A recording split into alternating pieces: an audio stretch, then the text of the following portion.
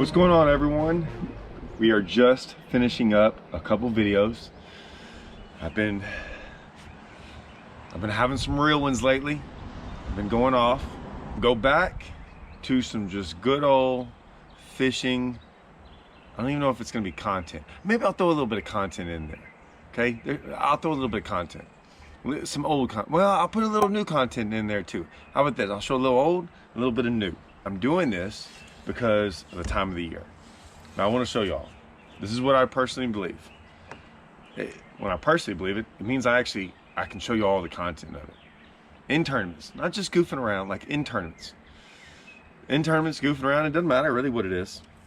And this is it. The best soft plastic bait I throw in the springtime. Now I'm gonna do another video because I'm basically gonna say it's the best soft plastic bait that I own. But at least in the springtime, I need to split it up into two videos, I guess. But that's it. It's simple, guys. Strike King Rage Bug. Probably in this color, to be honest with you. In blue crawl. This is what I throw. Well, this is what you should throw all the time. It's what I throw all the time. Basically, 90% of the time, if I'm throwing a soft plastic, I'm throwing this. I'm not a big guy that throws a lot of ochos and things like that. Not saying I don't. It's just, this is my go-to. Like, this is gonna be my go-to no matter what we do, because I can always catch fish on it. Now, not maybe for the reason you think, okay? I could get on here and do a whole bunch of underwater video and show you how it moves. We already know.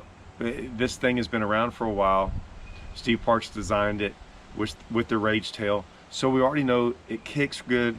It does everything. It's perfect. But that's not necessarily why I throw it. We're gonna get into that. Now, I haven't talked about this much lately. I kind of teamed up with Tackle Warehouse, right? It's been pretty cool because, I mean, they reached out. I wanted to work with them forever. It's been awesome. So I am dropping links in the description. Like if you wanted, like, you've never thrown a Rage Bug, you want to go check it out, go to my description, go to the link, look for Rage Bug, click on it. It'll go right to Tackle Warehouse's website. It's great. You don't have to think about it. You don't have to look for it. It's right there. Haymaker hook, ooh, they got them. I don't know if they got them yet. They're supposed to. You can find any of this.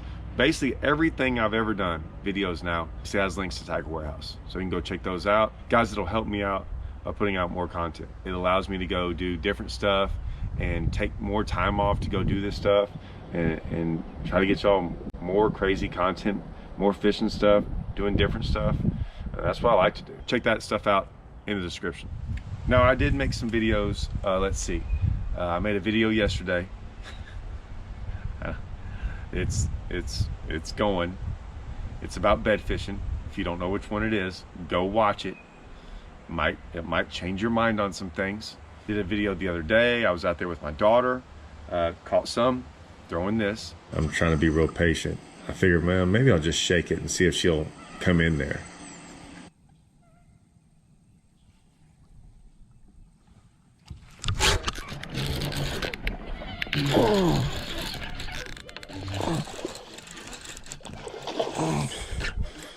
That's a big one, yeah.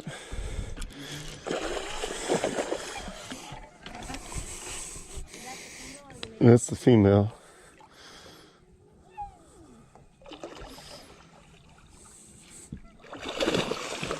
My buddy the other day told me I wasn't supposed to, I had to boat flip everything from now on. Boat flip them then. It was like a 7-pounder. That's 7? Yeah. Looks bigger. Looks bigger than 7? We'll check them. I knew it was 7-11. 7-11. It was a little bit bigger. You got it? She hadn't spawned. She'll go right back over there.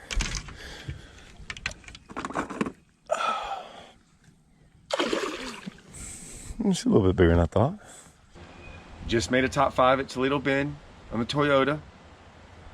Caught some on this.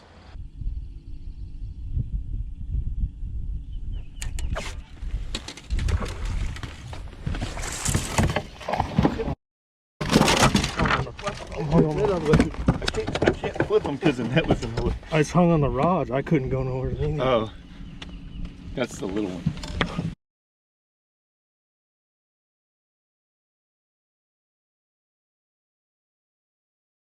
Then I finished second with me and Blake at Tyler. Throwing this.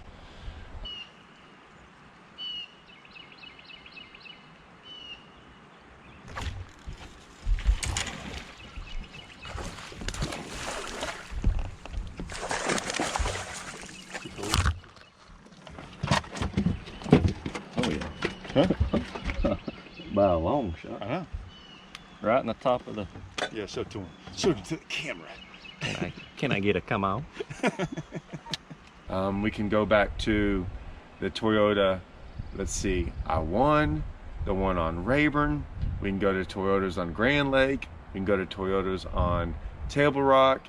We can go to, let's see, went to LBJ. There's a tournament, I think me and Phil Marks, we were both throwing this, just a little bit different. We'll get into that. Yeah, that big. So you're just jacking with him so the females show up, huh? I don't know, where you can that?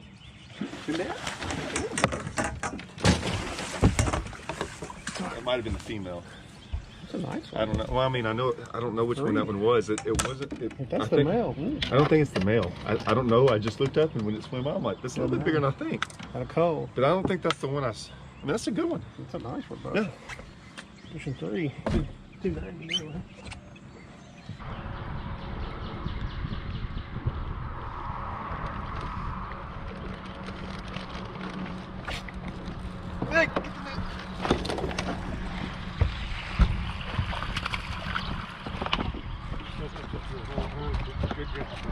Big ragdoll one.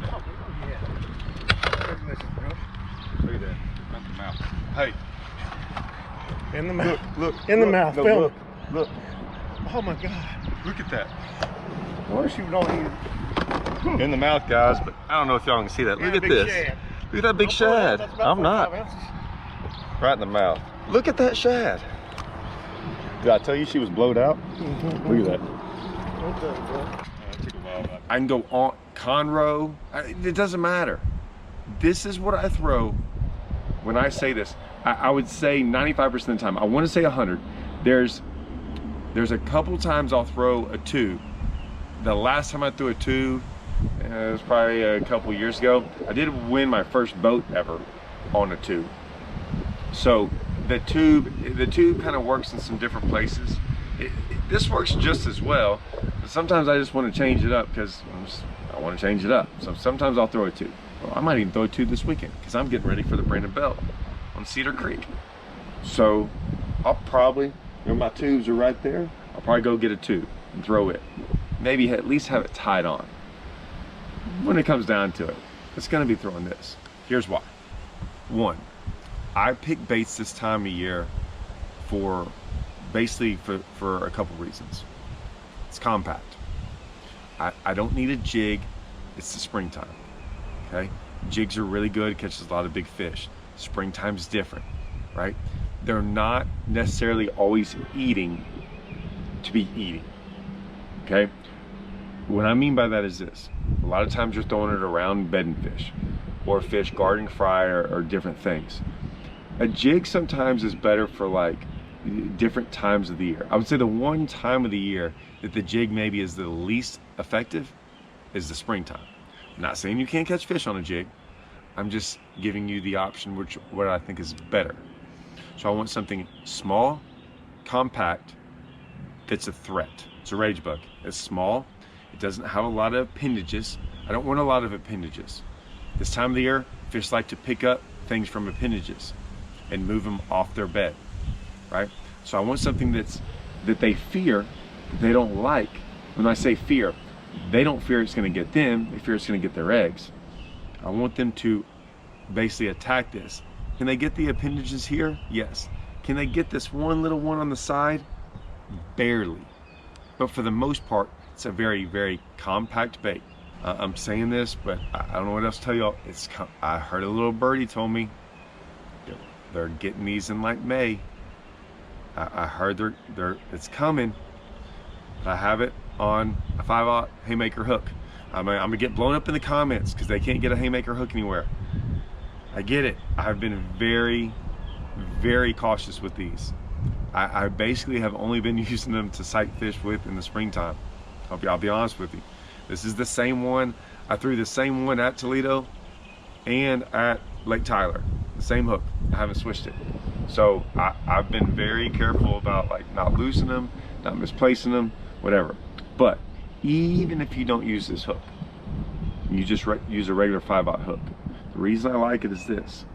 When I put it in there, do you notice that it basically covers the entire bait, right? So that's where the hook is. That's basically all the bait. So if it picks up anything from about right here on, you got them pegged. Got them pegged. So I want a hook that basically covers most of the bait, just in case one does want to decide to try to pick it up. Now yes, can it pick it up like this? It can. Just flip back in there and maybe make another cast and you'll get them. So I want it small, I want it compact. This is the key, right here. There's a difference sometimes between what we call small and little or different words. A lot of times we associate small with, we have bigger bugs, okay? Let me go get some. Okay, I just got all my bugs out. So, I got the regular rage bug. This is my little rage bug. This is kind of what I carry with me at all times. Like 5 different colors. Well, kind of 6 actually, because I do have blacks and June bugs in here. I've got California crawl, blue crawl, crawdaddy, and basically our version of white. And we make 4 different versions, okay? 4 different sizes. This is the one I throw, let's see, most of the time. I don't know about percentages. Most of the time, if you see me sight fishing, this is what I'm throwing. Now, I'm gonna get to the size thing in a second. What we think about is sizes like this. This is bigger than this. This is smaller, right? This is their 3.38 version. So we make 4 versions. We make a magnum, which is this. I'm gonna talk about this in a second. I don't know if I can hold up all 4 of them. So we got the big one, the magnum rage bug, the regular rage bug. This is the first one that came out, okay? The medium one and the little one.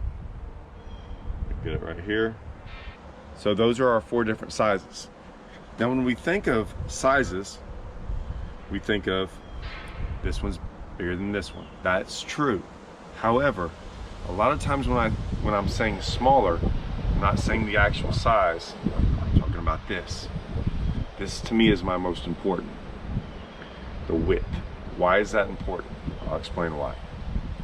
A lot of times I'm sight fishing.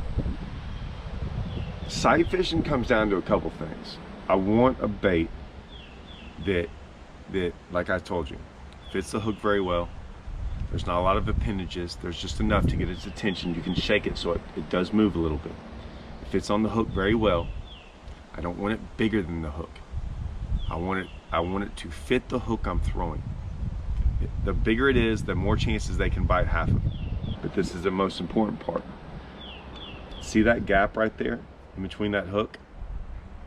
This gap, I don't know if you can see it.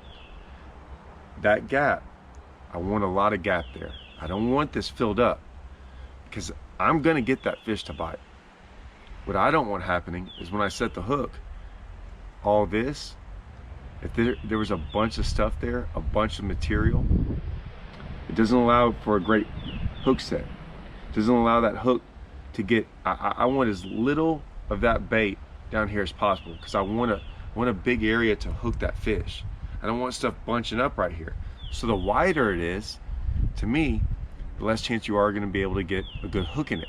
So I actually want it thin. I don't want this bulky. That's huge to me.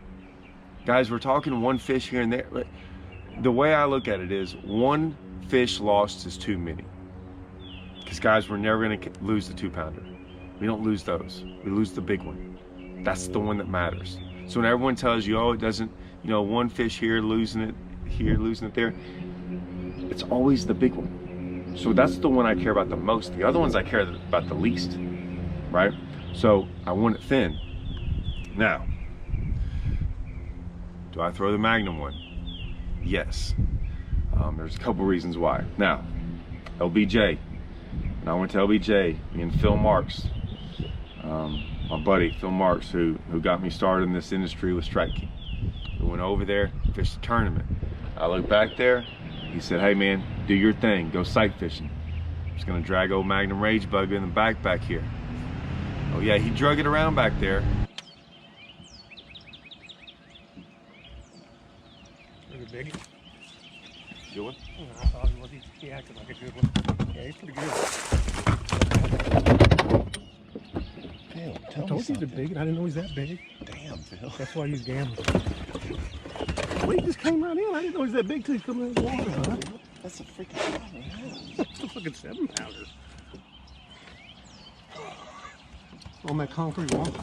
Yeah, I told you, these are I knew he acted big. Get some video love, bud. Video love. Phil's back there freaking catching fish like this. Buck, I got a good guide.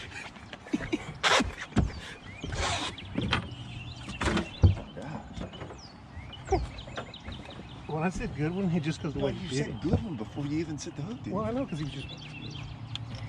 I like leaned on him. Before I even had a chance to hardly even catch a couple, he's back there boat flipping 7-pounders. Right? Then later on in the day, he's back there catching the 5-pounders. Now what do? I gotta match him a little bit. So I'm up there catching 5-pounders at the end of the day. On a bed, on this, every single fish. Now we caught a couple on a frog. I don't know if we weighed any in on a frog though, because we are on that popping perch.